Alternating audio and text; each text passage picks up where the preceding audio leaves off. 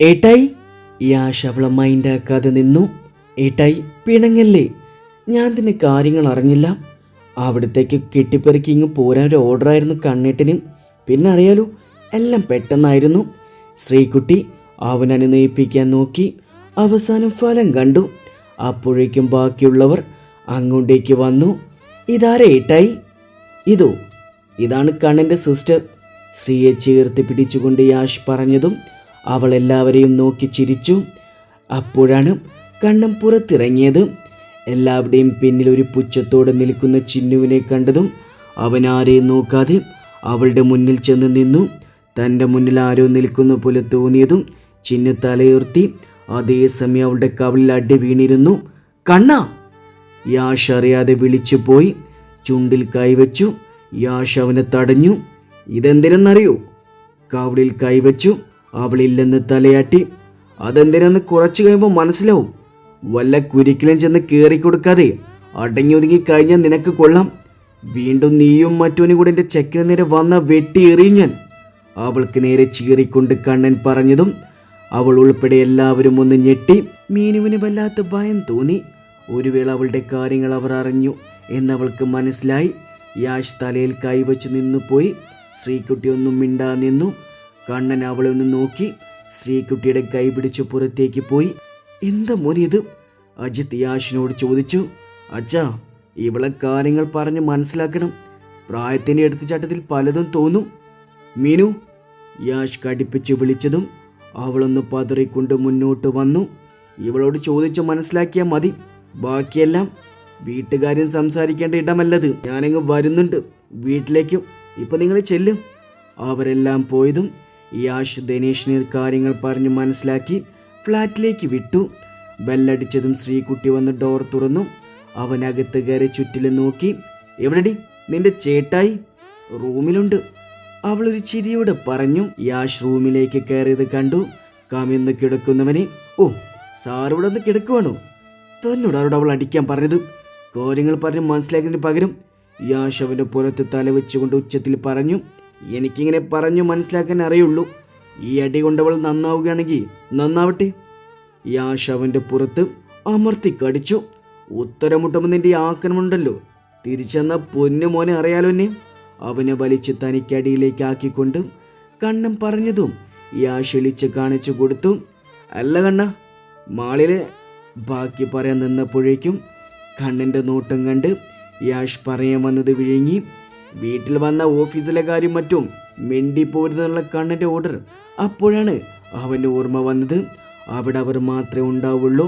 സംസാരത്തിൽ പോലും മറ്റൊരാൾ കടന്നു വരുന്നത് കണ്ണന് ഇഷ്ടമില്ല. ചിന്നു, ഒന്നവിടെ നിന്നേ. റൂമിലേക്ക് കയറി പോവാൻ നിന്ന ചിന്നുവിനെ തടഞ്ഞു നിർത്തി പിള്ള.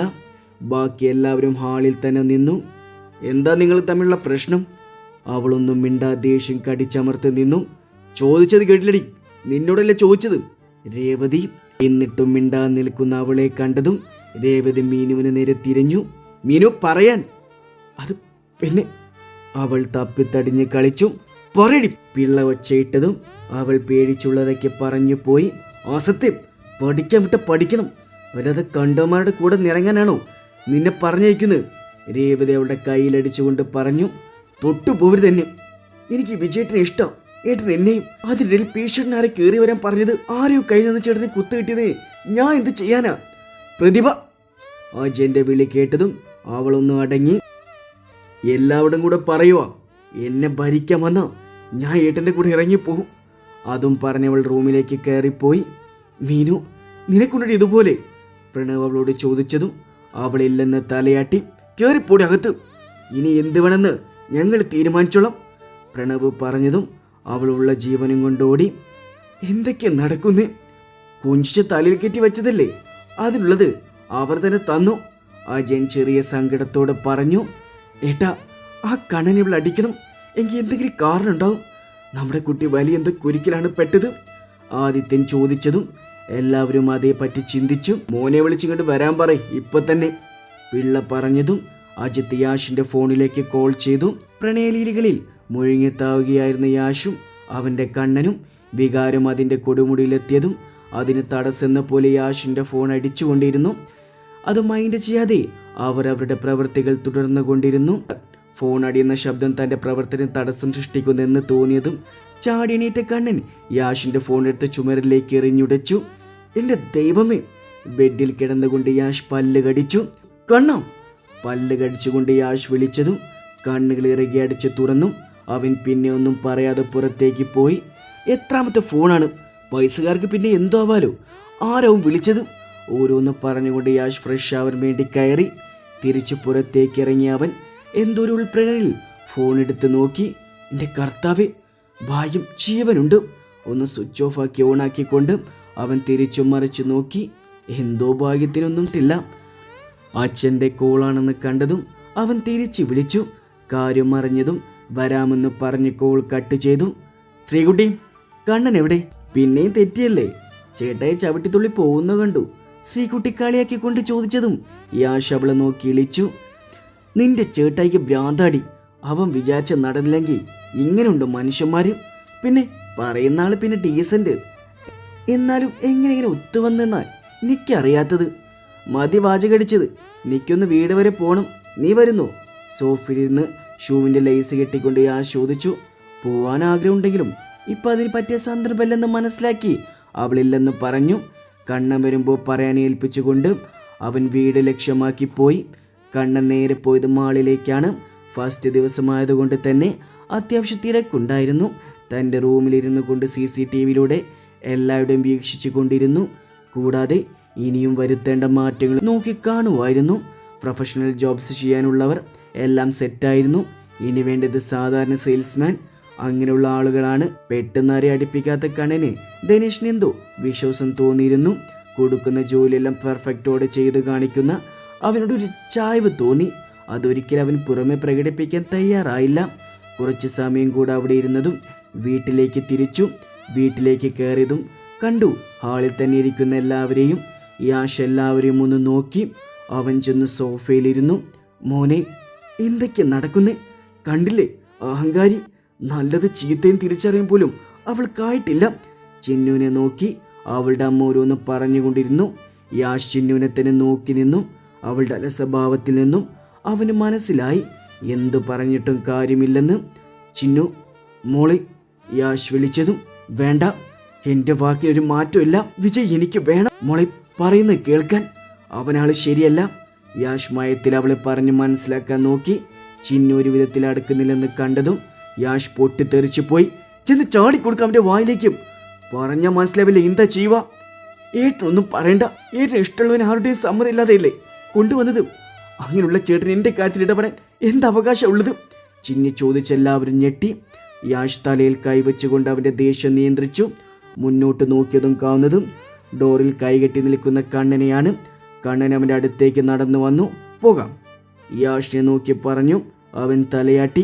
നീ നിന്റെ മറ്റവനും കൂടെ ഇവനിട്ട് പണയാനാണെങ്കിൽ പിറക്കി കൂട്ടാൻ പോലും ഒന്നും കാണില്ല നിന്നെ ഇവർക്ക്.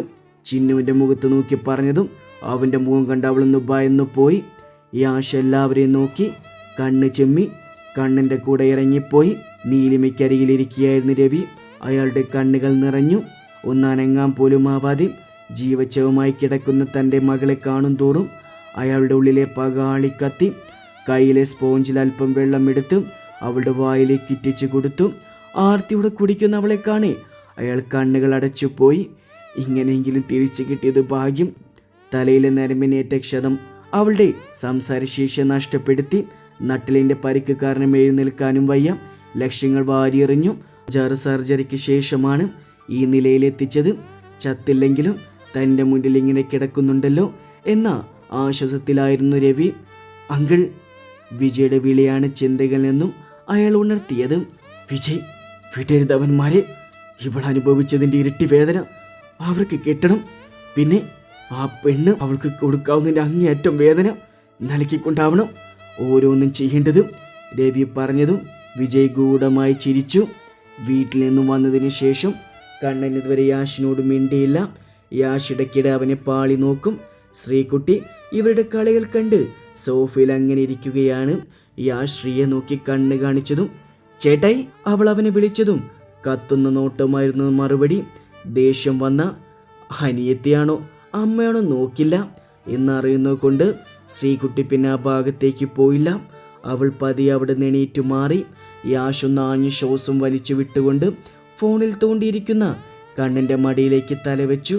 എന്നിട്ടൊരു മൈൻഡില്ലാതെ കിടക്കുന്ന കണ്ണനെ കാണി യാഷിന്റെ നിയന്ത്രണം തെറ്റി. ആ കണ്ണൻ്റെ നിലവിളിയോർന്നു. യാഷിന്റെ തല പിടിച്ചു മാറ്റാൻ നോക്കിയിട്ടും ഉടുമ്പ് പിടിച്ചതുപോലെ യാഷ് അങ്ങനെ നിന്നു. കണ്ണൻ്റെ വാറിൽ അമർത്തി കടിച്ചുകൊണ്ടിരിക്കുകയാണ് യാഷ്. കണ്ണനൊന്ന് ശക്തമായി കുടഞ്ഞതും യാഷ് സോഫയിൽ നിന്നും താഴേക്ക് വീണു. കണ്ണൻ അവനെ നോക്കി പേടിപ്പിച്ചു. പണിയട കാണിച്ചു തൻ്റെ വാരിൽ തടവിക്കൊണ്ട് പറയുന്നവനെ നോക്കി. വായിൽ നാവുണ്ടായിരുന്നു, ഭാഗ്യം, ഞാൻ കരുതി കളഞ്ഞുപോയെന്ന് താഴെ കിടന്നുകൊണ്ട് യാഷ് പറഞ്ഞു. പൊന്ന മോനെ, ഇനി എൻ്റെ അനുവാദമില്ലാതെ നീ വീട്ടിൻ്റെ പടിയിറങ്ങിയ വല്ല മടി വായിലിരിക്കുന്ന കേൾക്കേണ്ട ആവശ്യം നിനക്കില്ല, കേട്ടല്ലോ. അവൻ്റെ കവിളിൽ കുത്തിപ്പിടിച്ചുകൊണ്ട് കണ്ണൻ പറഞ്ഞതും യാഷ് അവൻ്റെ കൈ തട്ടി മാറ്റി തൻ്റെ മേലേക്ക് വലിച്ചിട്ടു. വിടണം, കുഞ്ഞല്ല അവള്, നിനക്കറിയാനിട്ടാ, പാവാണ്, എനിക്കറിയാവുന്ന കൊച്ചല്ലേ, പ്രായത്തിന്റെ തിളപ്പ്. ചെറുതായി കണ്ണന്റെ മൂക്കിന് തുമ്പിൽ തട്ടിക്കൊണ്ട് യാഷ് പറഞ്ഞതും കണ്ണൻ അവനെ തന്നെ നോക്കി നിന്നു. കണ്ണ, കുറുമ്പോടെയുള്ള യാഷിന്റെ വിളി കേട്ടതും കണ്ണന്റെ കണ്ണുകൾ വിടർന്നു. നേരത്തെ മുടങ്ങിപ്പോയത് ഇപ്പൊ പൂർത്തിയാക്കിയാലോ? തന്റെ ഷർട്ടിൽ കുത്തിപ്പിടിച്ചുകൊണ്ട് ചോദിക്കുന്നവനെ കാണി കണ്ണനെ വശ്യമായി ചിരിച്ചു. മറ്റാരും കാണാതെ അവന്റെ യാഷിനു വേണ്ടി മാത്രം വിടരുന്ന ചിരി. എന്തിനു വേണ്ടി ഹാളിലേക്ക് വന്ന ശ്രീകുട്ടി കാണുന്നത് നിലത്ത് കിടന്ന് കണ്ണും കണ്ട് നോക്കി കിടക്കുന്നവരെയാണ്. അതെ, പ്രായപൂർത്തി ഒരു കൊച്ചുള്ള കാര്യം ഓർമ്മ വേണം രണ്ടിനും. നിങ്ങളെ കണ്ട് ഞാൻ വഴിതെറ്റി പോകുമോ എന്ന എൻ്റെ പേടി എനിക്ക്. അവരുടെ സൈഡിൽ വന്ന് കിടന്നുകൊണ്ട് ശ്രീ പറഞ്ഞതും കണ്ണനുകൾ വലിച്ചു തന്നോട് ചേർത്തു. അങ്ങനെ തെറ്റിപ്പോവുകയാണെങ്കിൽ ഞങ്ങളത് സഹിച്ചു. അതും പറഞ്ഞ് യാഷ് അവളെ കിളിയിട്ടു. അവരുടെ കളിച്ചിരികൾ അവിടെ ഓർന്ന് കേട്ടു. രണ്ടുപേരുടെയും നടുക്ക് കിടക്കുകയാണ് ശ്രീകുട്ടി.